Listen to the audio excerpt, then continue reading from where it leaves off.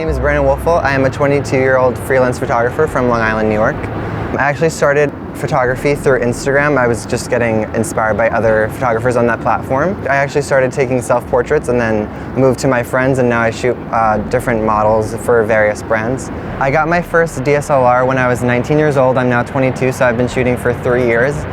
Right now I'm freelancing for multiple brands like Aeropostale and Urban Outfitters, and I really would like to continue with that. I really like the freelance world and kind of making my own schedule. So as long as I can keep freelancing and doing what I love, I think that's a great way to go. I like how I can just express myself through shooting images. I really like shooting at nighttime and blue hour. I kind of set up my shoots where I like to illuminate the subject from the foreground and the background and use like a shallow depth of field to kind of create moods and tones. My favorite subjects to shoot are usually just my friends. I feel like I'm very comfortable with them and I can just kind of express my creativity that way and have no boundaries. I really want my audience, when looking at my photos, to evoke awe in whatever they see and just kind of stop. Some of my favorite images that I've taken definitely tell a story.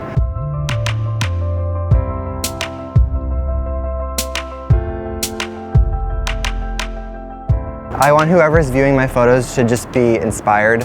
I love when people either like tweet or Instagram me photos of them using CDs or prism or lights or just shooting something they normally wouldn't shoot. I know a lot of people don't usually shoot at night, so it's a great way to kind of experiment with your light sources. When I get to a location or spot, I generally have a set kind of concept, but I usually have to work with what's around me.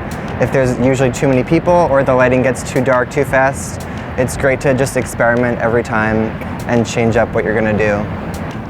I shoot with a Nikon D750 and I use mainly fixed lens because I like to shoot portraits. So my go-to lens is my 50mm 1.4, and then after that would be my 85mm 1.4, and then thirdly I use my 35mm 1.4. From the photography community, I've definitely made tons of friends. When you go out on shoots, you just bond with that person and you just keep on shooting. I've made some of my closest friends just from photo shoots.